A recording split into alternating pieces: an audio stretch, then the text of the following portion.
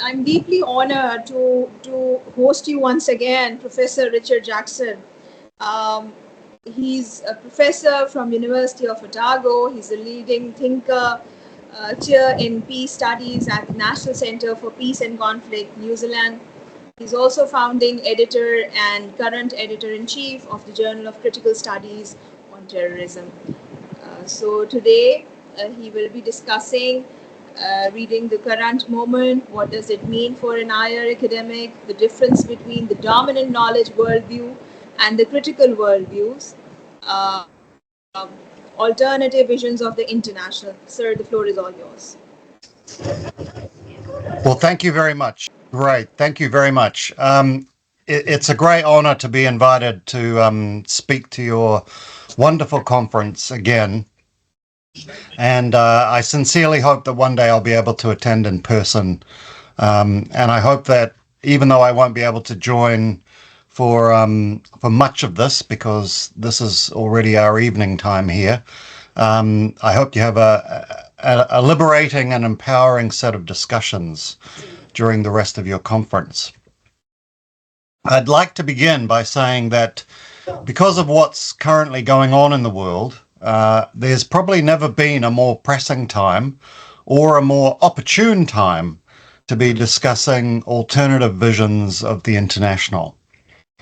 Even the most cursory reading of the current moment confirms that the dominant international relations house is crumbling away. All the main institutions, pillars, and platitudes of the so-called liberal world order, which were constructed after World War II, things like international law, the international governance institutions, so-called free trade, diplomacy, security communities, and many more, are proving to be manifestly impotent in the face of the multiple interlocking crises that the world is currently facing. These institutions and processes, this global order, is revealing its colonial roots and its internal fragilities. And in many ways, it's kind of breaking down. And it's breaking down in the face of, first of all, the live-streamed genocide, which is taking place in Gaza right now, the unfolding climate crisis that's affecting so many countries and parts of the world, an intensifying inequality crisis between the rich and the poor. There's a crisis of democracy with unregulated information technology, disinformation, AI, political polarization, the failure of democratic institutions, the rise of fascism, ultranationalism, challenging democratic society. There's also a racial justice crisis, which was kind of galvanized by the global Black Lives Matter movement. And now we're facing a global military crisis, which is characterized by several serious ongoing wars, a genocide, a rise in militarism, escalating arms races, and rising geostrategic tensions between the great powers. Now, it's difficult to disentangle the factors which have led to this current crisis moment, especially in a short talk like this, in part because many of them are mutually reinforcing and some are both cause and consequence of other factors. However, the roots of the post-Cold War... I'll touch base just now. However, the roots of the post-Cold War order in colonialism and imperialism, the Cold War, the later spread of neoliberalism in the 1980s, the failure to respond to climate change warnings, the depoliticization of politics, development failures, technological developments, the consequences of the global war on terrorism, the rise of China, mass migration, the COVID pandemic, and many other relevant factors and developments have all combined to create the current moment of crisis. As a consequence, we are now in a kind of perfect storm of instability and flux in the international arena. Now, some people have argued that the ongoing genocide in Gaza demonstrates the weakness of the liberal world order.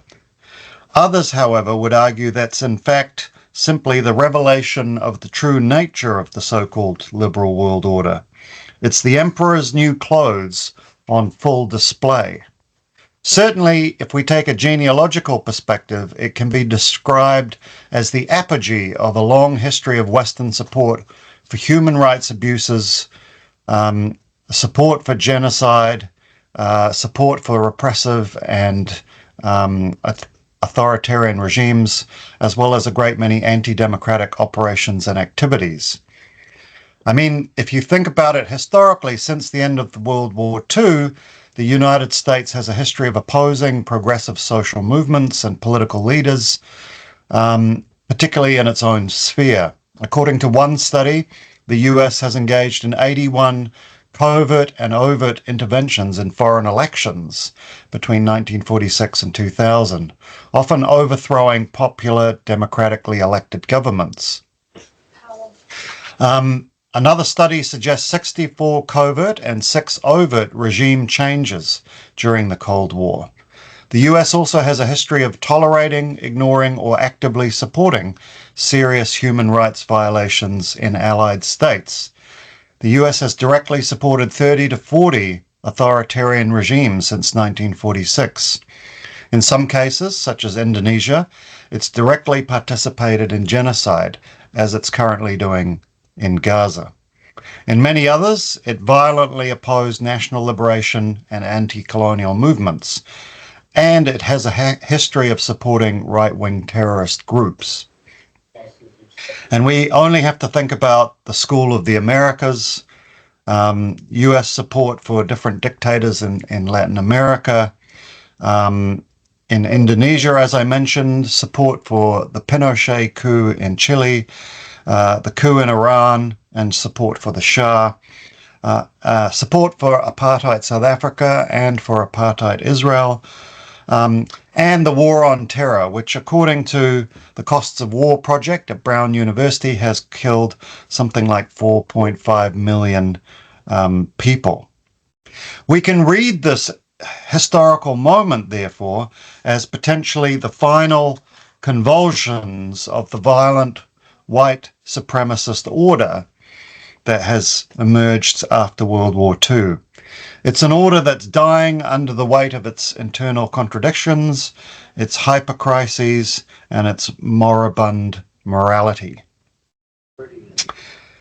However, I would like to argue that another related primary factor which has led to this current moment is the dominant Eurocentric epistemic framework, which governs IR and which Sanjay Seth has written about in his book Beyond Reason. After all, the dominant framework defines the problems, identifies the relevant actors, and prescribes the remedies to the so-called problems of the current world order. It constructs knowledges which is used to govern, shape, and pacify the world, and to define its lived political and economic realities. Now, as we all know, particularly in this company and in this conference, a great many scholars and different epistemic approaches have critiqued this dominant IR paradigm and pointed to its many weaknesses. We can note in passing, for example, that Robert Cox and the critical theorists have demonstrated how it's a form of problem-solving theory, and it constantly attempts to restore and maintain the status quo, despite the deep pathologies and contradictions of the current status quo order. Feminist approaches have demonstrated its neglect of gender and social relations in world politics, and its distorted focus on state-centric, masculinist approaches to power, security, peace, and the state. And decolonial approaches have demonstrated its imperialist and colonial origins, its simplistic and distorting dichotomies, and its obsession with pacification over peace, and pacification over security, well-being, democracy, and human rights. They have revealed how the continuing coloniality of knowledge functions to maintain the ongoing coloniality of power. And lastly, critical peace studies approaches have demonstrated the inherent violence of the international order, its deeply embedded militarism, its tendencies to treat pacification as peace, and its failures to consider structural, cultural, and epistemic violence as issues in need of reform.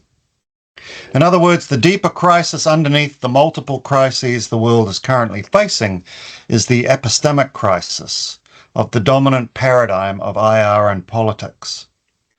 Now, I don't have time to go into this, obviously, and I'm sure many other brilliant scholars will talk about this in your conference, but they've already clearly explained how this coloniality of knowledge came to dominate international politics and social organization, as well as social science more broadly. It suffices to note that our dominant knowledge of IR is deeply flawed. It's highly distorted and one-sided. It functions ideologically. It works for the few, not the many. It's full of contradictions and dissonance, and it's proving to be a highly destructive, self-fulfilling prophecy. And lastly, it ignores other equally valid forms of knowledge and ways of knowing and being. And this dominant paradigm that we currently are oppressed by is in fact responsible for the very problems and the crises it claims to be attempting to resolve. Its consequences are to make the world more violent, more insecure, more unjust, and more environmentally unlivable. And we are witnessing its contradictions every day in the destruction and the destabilization and the genocide of the current international moment. I would argue that the kind of breakdown and disturbances we are currently experiencing are not simply a periodic minor crisis of international relations, but rather the beginning of the breakdown of the system. In other words, I believe we're in a historical moment of change and flux, or what some would call an interregnum. We are witnessing a transition from one kind of international system to another, one epoch to another, one kind of global order to another, as well as the disintegration of the dominant epistemic framework. Now, such a moment provides profound risks and dangers.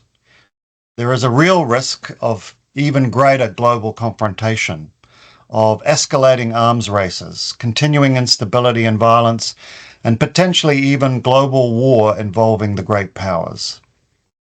At the same time, we have to recognize that it also represents a real opportunity to construct a new, more just, more humane, more locally grounded, and pluriversal international order, alongside a new decolonized epistemic order.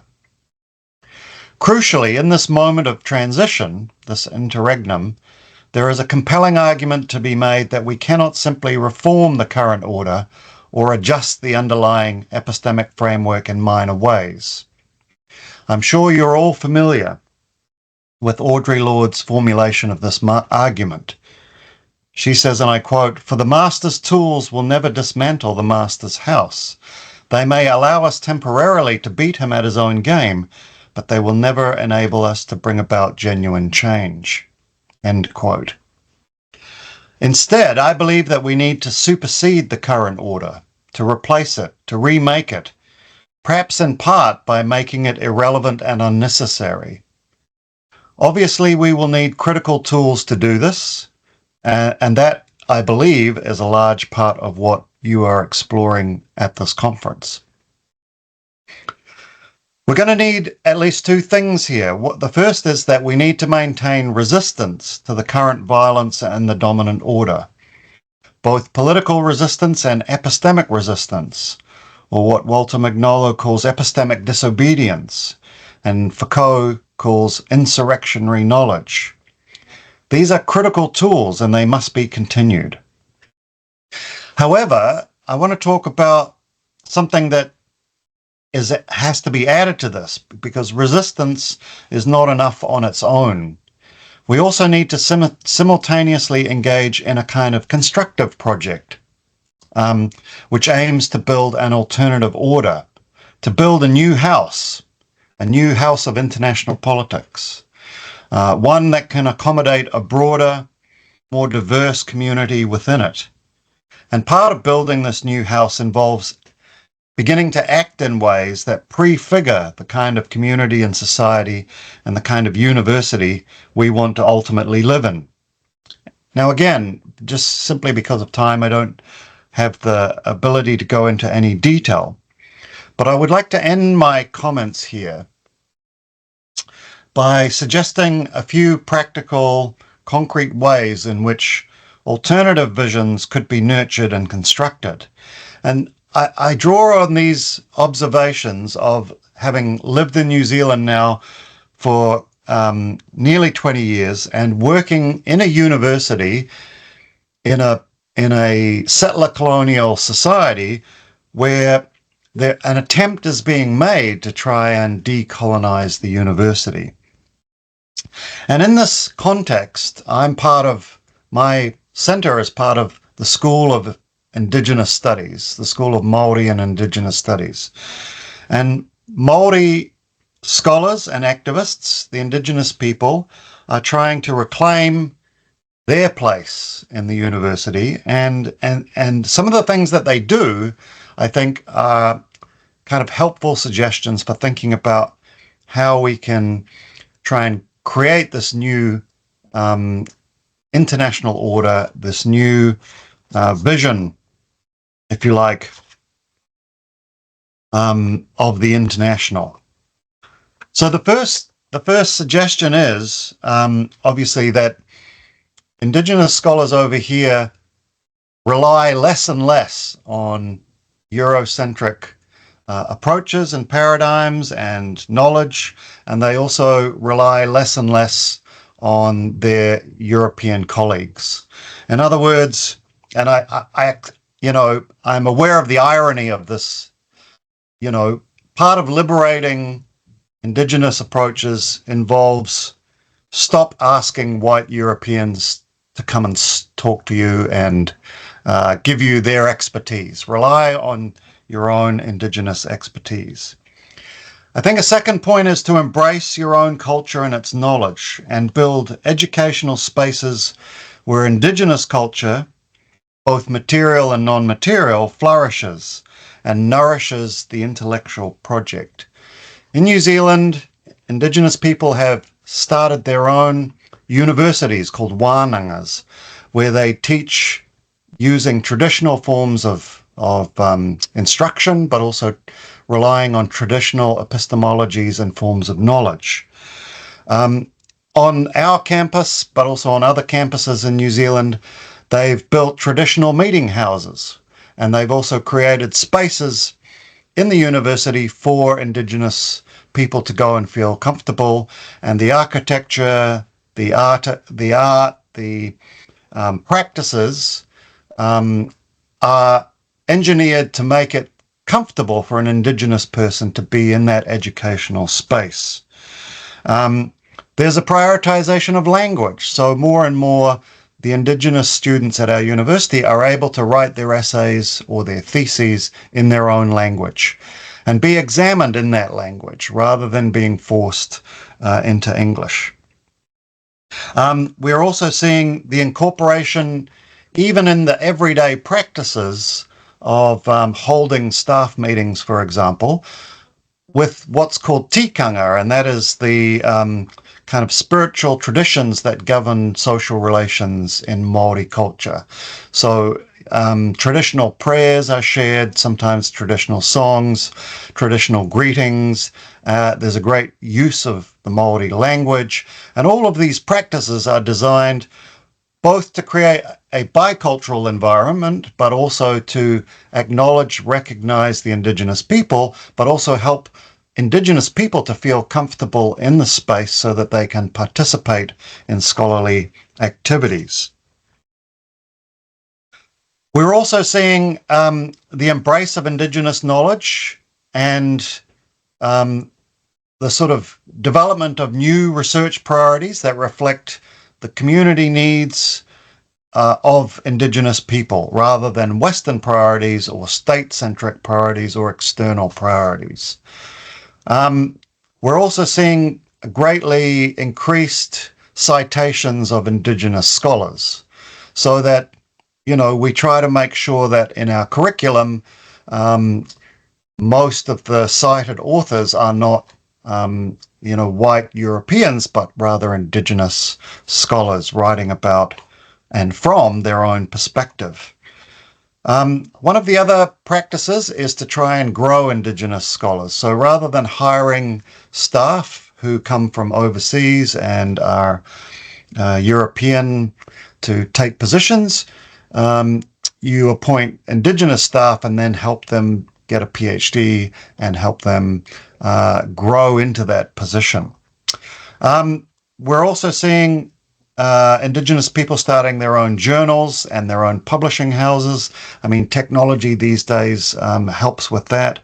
And as I mentioned, prioritizing the use of Indigenous language.